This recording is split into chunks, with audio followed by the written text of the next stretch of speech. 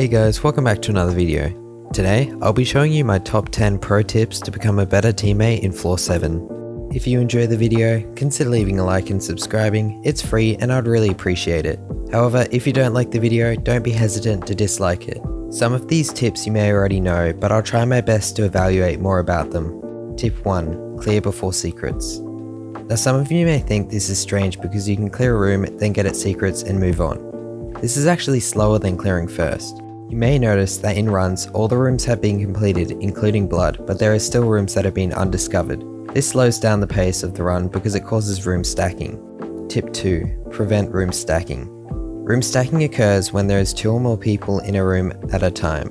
It is very annoying for high catacombs players because they expect everyone knows this. So if you find yourself in an uncleared room with someone else, be the humble person and move on to another. Tip 3. Blood rusher. It is always good to have fast runs, and a blood rusher is a great way to ensure dungeon runs are speedy. At the start of a dungeon run, if you call BR or blood rush, other players will allow you to solo the wither doors to the blood door. If no one calls it, people get confused and compete because they don't know who is actually blood rushing. Tip 4. Terminal calling. Has anyone in your party chat ever said 2B, 4 or S1 and you don't know what they mean? These are some of the names used to describe groups of terminals. For a good team, you will need to call what terminal group you're going to do in the run. S1 means solo 1, 2B means 2 bottom, 2T means 2 top, 3 and 4 are usually soloed as well. These terminal groups are split up by gates which you can glitch through. Tip 5. Glitching through the gates. The gates are located in stage 3 of Necron's boss fight. To get to the other terminal groups such as 2B, spam a rogue sword until your speed is past 350. In my experience, 350 is the minimum amount of speed required to get past. Next, use a stonk and mine through the base of the gate. After a few lag backs, you'll be sent through. Another method of getting past the gates is using a Jerry Shin gun to climb up the wall, but the Jerry Shin gun uses a lot of mana and the laggier players can lag back. Here's a quick break just to talk about the 100 million coin giveaway I'll be hosting. I'll be updating you guys about it on my channel.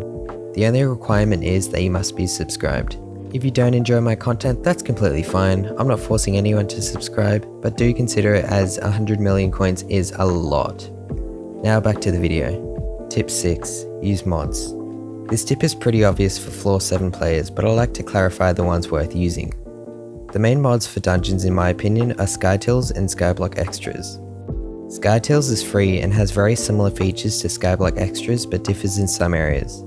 The same goes for Skyblock Extras, however it comes at a small price of 5 USD. Mods are so beneficial to dungeons because it speeds up the time it takes to do puzzles, including terminals, and it reduces mistakes. Speaking of mistakes, Tip 7. Terminal rescues. This method doesn't really have a name, but terminal rescues are when you have to go back to save a terminal that has either been missed or skipped. To get past Necron and back to the terminal, use a Withercloak sword and try to get some speed.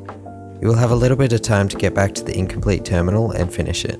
If Simon Says has been skipped or hasn't been done fast enough, Ghosts can actually do it while they're dead and not be damaged by Necron. Tip 8. Glitching Simon Says. Simon Says, also known as SS in terminal calls, is a puzzle with a 3x3 button layout which you have to copy the pattern of. There is a glitch where you can completely skip this terminal and it's quite hard to do. If you can get high CPS or clicks per second, spam right click on the start button of Simon Says. If this doesn't work first try, it is most likely glitch, meaning another player will have to do it. Do not use an auto clicker or macro to skip Simon Says because you may be banned. Tip 9. Rabbit Hat. The Rabbit Hat is a very cheap item that provides the wearer with unlimited jump boost. The bug that has returned to dungeons allows players to gain the jump boost throughout the whole of Necron's boss fight. To do this, wear the Rabbit Hat just before entering the boss room and replace it once in. Jump boost helps maneuver the pillars and terminals, which is why this small bug is so useful. Tip 10. Team members. My personal choice for a party's classes is 3 mages, 1 archer and 1 tank. I'm a hype mage so I can be squishy in the boss room. This is why I find tanks so useful because they absorb most of the incoming damage. Mages are used to clear rooms while the tank goes and completes puzzles. Depending what bow the archer has, archers can clear but usually they are slower than mages.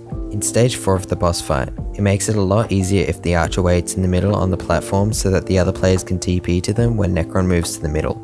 This speeds up runs just that extra little bit, but it also saves players from lagging back in lava or being killed by Necron's explosion. those were my 10 pro tips for floor 7. I hope you were able to find some of them useful. If you have any questions, concerns or video ideas, please let me know in the comments. Thanks for watching. See ya.